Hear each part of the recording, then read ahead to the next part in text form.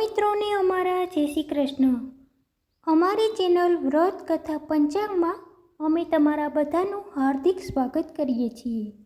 આજ અમે તમને મહાશિવરાત્રિની વ્રત કથા અહીં સંભળાવીશું. મહાશિવરાત્રિ એટલે મહાવદ ચૌદશનો દિવસ. આ દિવસ એટલે કે શંકર ભગવાનનો જન્મદિવસ. આ દિવસે લોકો શિવરાત્રિનો ઉત્સવ ઉજવે છે, ઉપવાસ કરે છે, ફળાહારમાં બટેટા અને શક્કરિયા ખાય છે. કેટલાક આ દિવસે શંકર ભગવાનની પ્રસાદી તરીકે ભાંગ પણ ચાખે છે.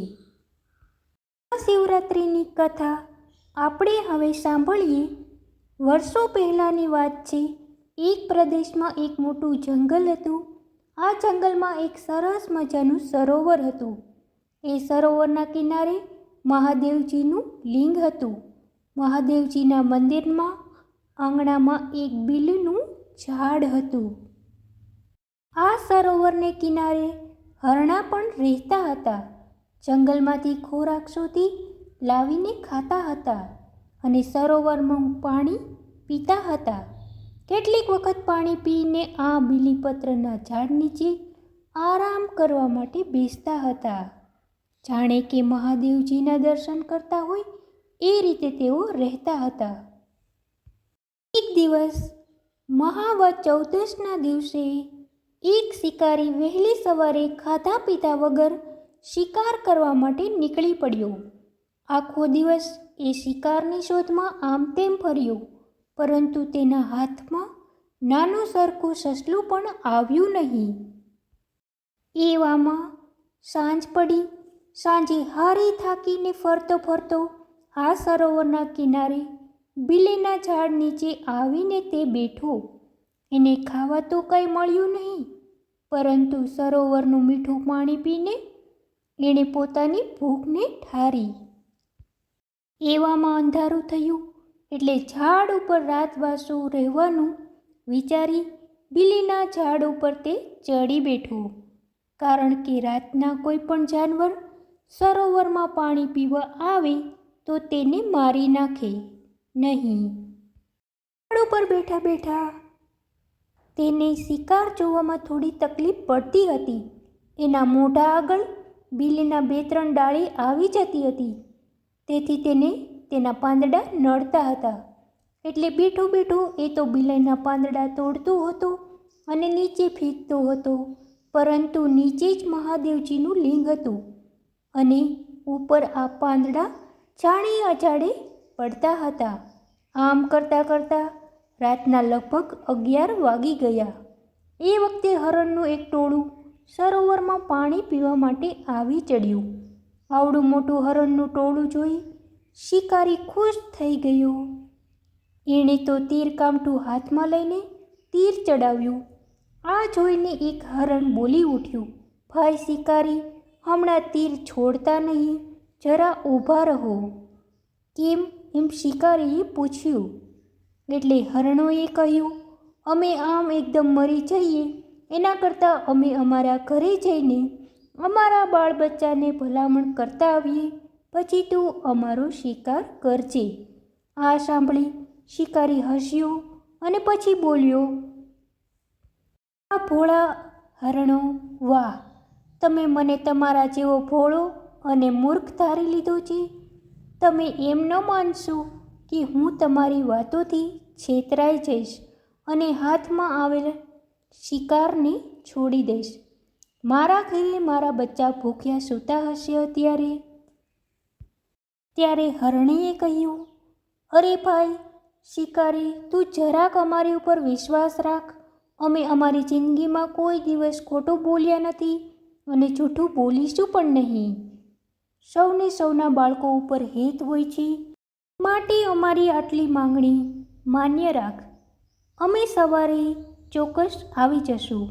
આ સાંભળી શિકારીને હરણી ઉપર દયા આવી અને ઘેર જવાની રજા આપી અને કહ્યું, જુઓ હરણાઓ, તમારા બચ્ચાઓની દયા ખાઈને હું તમને જવા દઉં છું, પરંતુ સવાર થતાં પહેલાં તમે જલ્દી પાછા આવી જજો. ત્યારે રાજી થઈ અને હરણાએ કહ્યું, ભલે. એમ કહીને તેઓ ઘરે ગયા.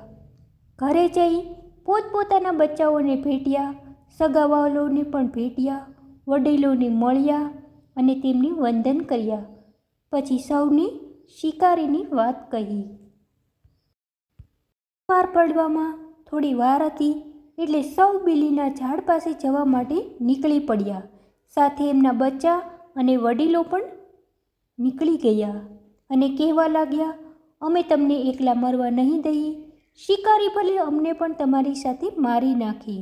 આમ કહી સૌ હરણા સાથે ચાલી નીકળ્યા. થોડી વારમાં ટોળું આવી પહોંચ્યું. શિકારીએ ટોળું જોયું અને લાગ્યું, આ ટોળું તો હતું એના કરતાં મોટું છે. આથી તેને નવાઈ લાગી. હરણા શિકારી પાસે આવ્યા અને કહેવા લાગ્યા, શિકારી, અમે અમારી શરત પ્રમાણે આવી પહોંચ્યા છીએ. હવે તું તારું તીર ચલાવ અમારી ઉપર. હરણા સાચા અને વિશ્વાસુ છે એમ જાણી શિકારીએ કહ્યું કે હરણાઓ, આ વખતે ટોળું મોટું કેમ દેખાય છે? ત્યારે હરણાઓએ કહ્યું, અમારા બચ્ચા, અમારા વડીલો પણ અમારી સાથે મરવા તૈયાર થયા છે, એટલે અમારું ટોળું મોટું દેખાય છે. ભાઈ, વાતોમાં સમય બગાડ નહીં. ઘેર તારા બાળકો ભૂખ્યા હશે. શિકારીને મનમાં થયું, આવા સત્યવાદી અને વચનને ખાતર મરવા તૈયાર થયેલ તેને કેમ મરવા દેવાય? આમ વિચારી હરણાને શિકારીએ છોડી દીધા. આથી હરણાઓએ શિકારીને મુખ આશીર્વાદ આપ્યા.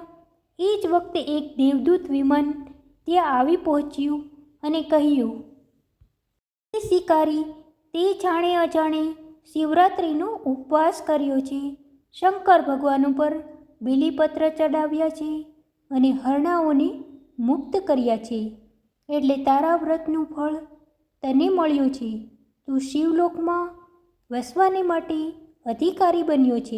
એ તારા પુણ્યે આ હરણાઓ પણ શાપમાંથી મુક્ત બન્યા છે. એટલે હું તને અને આ હરણાઓને શિવલોકમાં લઈ જવા માટે આવ્યા છીએ. ચાલ.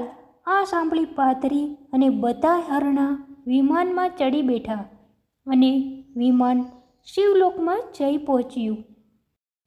શિકારીનો અને હરણાઓનો શિવલોકમાં વાસ થયો. હે શંકર ભગવાન, મહાશિવરાત્રિનું વ્રત જેમ પાર્થી અને મૃગલાઓને ફળ્યું, સૌને ફળજો. વાર્તા લખનાર, વાર્તા વાંચનાર અને વાર્તા સાંભળનારની સર્વ મનોકામના પૂર્ણ કરજો. શંકર ભગવાનની જય. મિત્રો, તમને જો મારો મહાશિવરાત્રિ વ્રત કથાનો વિડીયો સારો લાગ્યો હોય તો મારા વિડીયોને લાઈક કરી અને મારી ચેનલને સબસ્ક્રાઈબ કરી દેજો. બધાને અમારા જય શ્રી કૃષ્ણ. ઈશ્વર સૌની મનોકામના પૂર્ણ કરે એ જ પ્રાર્થના સાથે